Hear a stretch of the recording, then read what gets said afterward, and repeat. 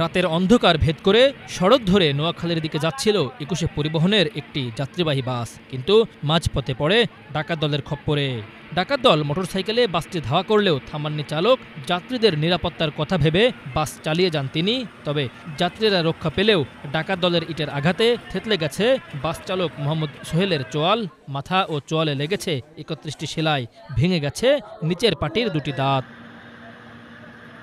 গত সোমবার মধ্যরাতে কুমিল্লা ক্যান্টনমেন্ট এলাকা ছাড়িয়ে কিছুটা সামনে গেলেই ৮ থেকে ১০টি বাইকে করে ডাকাত দল প্রায় ৪০ কিলোমিটার পথ বাসটিকে ধাওয়া করে।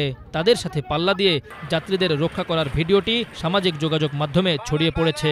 তাতে নায়ক বনে গেছেন সোহেল, ভাসছেন প্রশংসায়। সেই রাতের ভয়াবহ অভিজ্ঞতার কথা জানিয়েছেন তিনি। ১০-১২টা মোটরসাইকেল তো আপনার এরা এলোমেলো করে গাড়ি চালাইতেছে, সিগন্যাল দিতেছে গাড়ি দাঁড় করানোর জন্য। তো যাত্রী ৪০ জন যাত্রীর ভিতরে যাত্রীরাও বুঝতে পারছে যে এরা তো ডাকাতের লোক, বা আমিও বুঝতেছি যে এরা ডাকাত। তো আমি আর ব্রেক করি নাই। পরে বিপুল যাওয়ার পথে এরা প্রথম অ্যাটাকটা করে, পাথর মারে সরাসরি আমাকে টার্গেট করে পাথর মারে, যে আমাকে মারলেই গাড়িটা দাঁড় করাবো, তখন যে গাড়ির যাত্রীদের উপর ক্ষয়ক্ষতি করবো, বা আমার গাড়ির যে সুপারভাইজার টাকা পয়সা আছে তার থেকে টাকা পয়সা সেগুলো নিয়ে যাবে। নিজের দায়িত্ব পালনে অবিচল ছিলেন সোহেল, তবে এখন তিনি কাতরাচ্ছেন হাসপাতালের বিছানায়। যে গাড়িটা রক্ষণাবেক্ষণ করার জন্য, আর যাত্রী হলো আপনার ৪০ জন যাত্রীর সেবা দেওয়াটাই ড্রাইভারের কর্তব্য।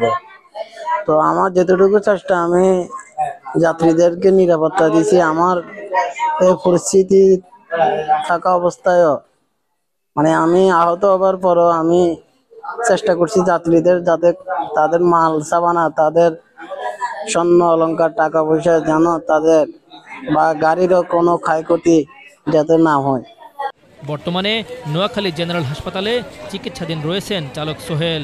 তার মুখের নিচের অংশে অস্ত্রোপচার করা হয়েছে। অপরাধীদের চিহ্নিত করে ঘটনার সুষ্ঠু বিচার দাবি করছেন তার পরিবারের সদস্যরা। আমার ভাই ৪০ জন মানুষ, ওদের নিরাপত্তা, জীবনমান নিরাপত্তা করতে গিয়ে নিজের জীবন ঝুঁকি রেখে যে কাজটি করছে, সেটার জন্য আমরা গর্বিত, মানুষকে রক্ষা করছে। কিন্তু আমি এর পাশাপাশি এই জিনিসটাও চাই, যারা এই প্রত্যক্ষ এবং পরোক্ষভাবে যারা এই হামলাটা করছে, তাদের কঠিন আকারে প্রশাসনের দৃষ্টি আকর্ষণ করতেছে, তাদের যেন কঠিন আইনানুগ ব্যবস্থা নেওয়া হয়। ডাকাতির চেষ্টাকালে শুধু চালক সোহেলই নন, ক্ষতি হয়েছে বাসটিরও। প্রায় ২ লাখ টাকার ক্ষতি হয়েছে বলে জানিয়েছেন বাসের মালিক। ঘটনাটি যারা ঘটিয়েছে তাদের দ্রুত আইনের আওতায় আনার দাবি করেছেন তিনি। আমার ড্রাইভার সকল যাত্রীর কথা চিন্তা করে, যাত্রীর জানমালের হেফাজতের কথা বিবেচনায় নিয়ে গাড়িটি দাঁড় না করিয়ে তার মতো করে গন্তব্যে নিয়ে আসার চেষ্টা করে। প্রতিমধ্যে বিপুলাসার বাজারের এখানে প্রথমে গাড়িকে হামলা করে গাড়ির প্রায় ১.৫-২ লক্ষ টাকার ক্ষতি করে, ইভেন আমার ড্রাইভারকে আহত করে এখন ড্রাইভার মৃত্যুশয্যায়। তারপরও সকল যাত্রীর কথা চিন্তা করে ড্রাইভার গাড়িটিকে সুদারম থানার এখানে নিয়ে হেফাজতে নিয়ে আসে। প্রশাসনের কাছে অনুরোধ করব, এই জাতীয় দুষ্কৃতিকারীরা যেন আগামী দিনে কোনো যাত্রী অথবা কোনো গাড়ির এই ধরনের ক্ষতি করতে না পারে, তার জন্য আপনারা দ্রুত আইনি ব্যবস্থা নেবেন। পাশাপাশি যদি আমার গাড়ির চালকও কোনো অভিযোগ, কোনো অপরাধ সংঘটিত করে থাকে, তাকে আইনের আওতায় নেন। সোহেলের মাথা ও চোয়ালে বেশ কয়েকটি সেলাই লেগেছে, ভেঙে গেছে ২টি দাঁত, চোয়াল ফেটে যাওয়ায় সার্জারি করা হয়েছে। বর্তমান তার অবস্থা উন্নতির দিকে রয়েছে বলে জানিয়েছেন নোয়াখালী জেনারেল হাসপাতালের আবাসিক মেডিকেল অফিসার। ওনার শারীরিক অবস্থা স্টেবল আছে। ওনার চোয়াল ভেঙে গেছে, যেটার জন্য আমরা আমাদের ম্যাক্সিলোফেশিয়াল সার্জন যিনি আছেন ওনার পরামর্শ নিয়েছি। উনি একটা রিপিট এক্সরে করতে দিয়েছেন, এবং সেই এক্সরেতে যদি অ্যালাইনমেন্ট ঠিক থাকে সেক্ষেত্রে বাকি আর তেমন কোনো অতিরিক্ত চিকিৎসার প্রয়োজন হবে না। তবে যদি অ্যালাইনমেন্ট ঠিক না থাকে, সেটার জন্য সার্জারির প্রয়োজন হতে পারে, সেটাও আমাদের হসপিটালে সম্ভব, সেটা আমরা করে দেব ইনশাআল্লাহ। পুলিশ বলছে হামলাকারীদের উদ্দেশ্য ডাকাতি নাকি অন্য কিছু তা তদন্ত করা হচ্ছে।